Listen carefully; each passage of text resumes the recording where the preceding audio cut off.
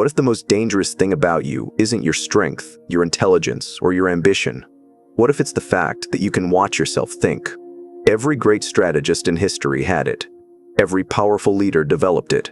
And yes, every skilled manipulator used it too. It's called dark metacognition.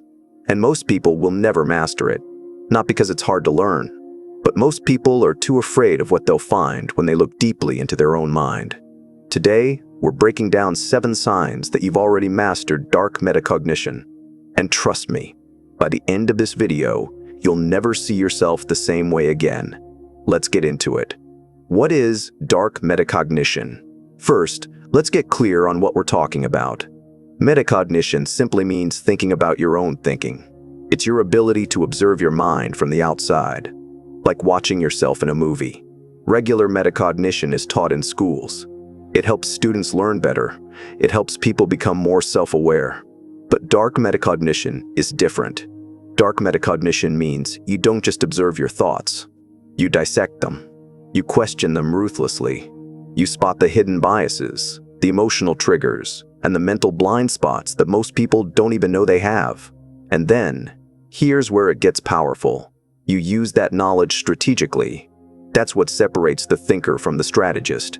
The follower is from the leader. The average person differs from the one who seems to always be 3 steps ahead. Now, let's look at the 7 signs. Sign 1. You watch yourself react. Most people just react. Something happens, and they respond. No pause. No filter. Pure instinct. But you catch yourself mid-reaction. Someone says something that upsets you. And before the emotion even fully lands, you notice it. You see yourself getting angry. You observe the thought forming. That tiny gap between stimulus and response, that's your power. Psychologists call this the observer self. It's rare. Most people live their entire lives without ever developing it. But you have it. And that small ability changes everything. Because when you can watch yourself react, you can choose your response. You stop being predictable. You stop being controllable. And that terrifies people around you. Because they can push everyone else's buttons. But yours doesn't work the same way anymore. Sign 2. You understand your own lies. Here's an uncomfortable truth. Everyone lies to themselves. They call it staying positive. They call it protecting their confidence. But really, it's self-deception. Most people never question their own narrative. They build a story about who they are, and they defend that story with everything they have. But you've stopped doing that. You've sat with yourself in the dark and asked the hard questions. Why did I really do that? What am I actually afraid of? Is this belief mine? Or was it handed to me? And you didn't flinch from the answers. That ability to catch yourself mid-lie, to see through your own excuses, is one of the rarest forms of intelligence on the planet. It's also one of the most powerful. Because a person who doesn't deceive themselves is nearly impossible to deceive from the outside. Sign 3. You can predict your own behavior. This one is subtle, but it's a major sign. You know yourself so well that you can predict what you'll do before you do it. You know which situations drain you. You know which people trigger your insecurities. You know exactly what kind of pressure will make you want to quit.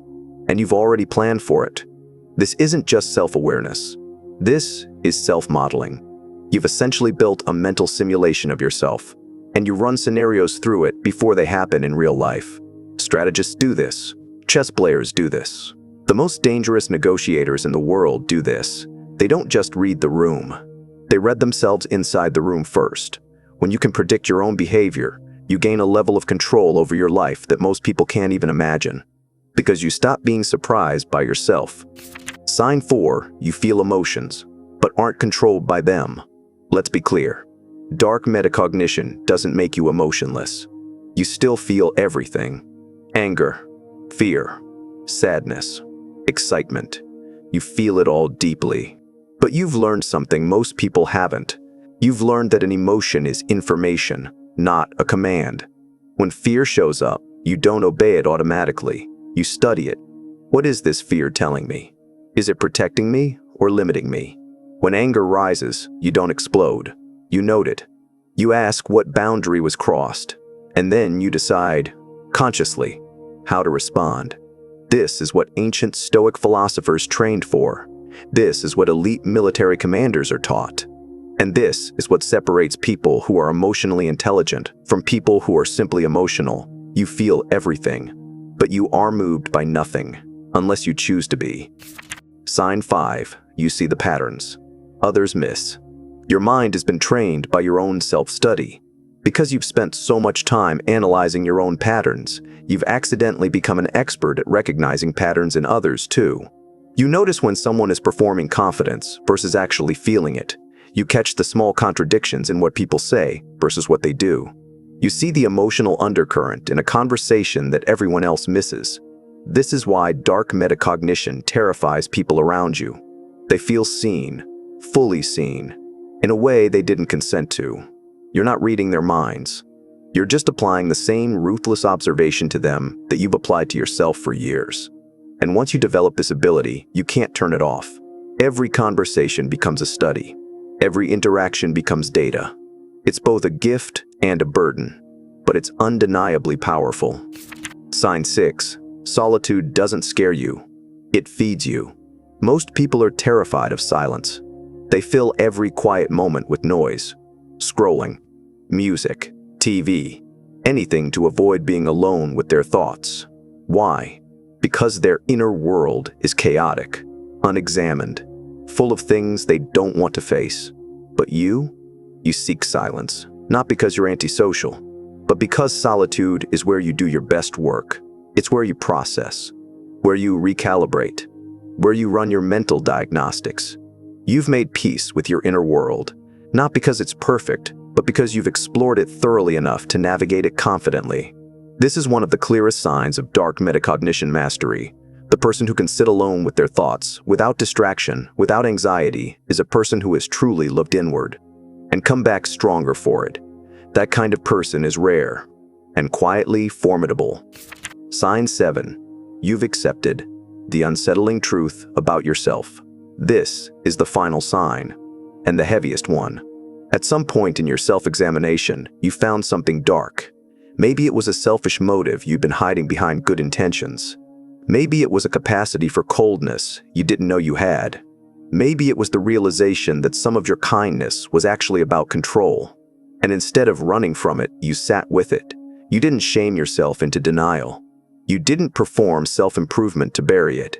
You looked at it clearly, named it honestly, and integrated it into your understanding of yourself. That is the hardest thing a human being can do. And it's the thing that truly marks the master of dark metacognition. Because the people who know their own darkness, fully, honestly, without flinching, are the ones who never become a victim of it. So there you have it. The 7 signs you've mastered dark metacognition. You watch yourself react. You catch your own lies. You predict your behavior. You feel without being controlled. You see patterns others miss. You thrive in solitude. And you've faced your own darkness without blinking. If you recognized yourself in most of these signs, you're already operating at a level most people never reach. And if some of these signs are still a work in progress, good. Now you know exactly what to develop. Dark metacognition isn't about becoming cold or calculated. It's about becoming truly, deeply, unshakably self-aware. And in a world that profits from your confusion, that kind of awareness is the most rebellious thing you can have. If this hit differently, subscribe. There's a lot more where this came from.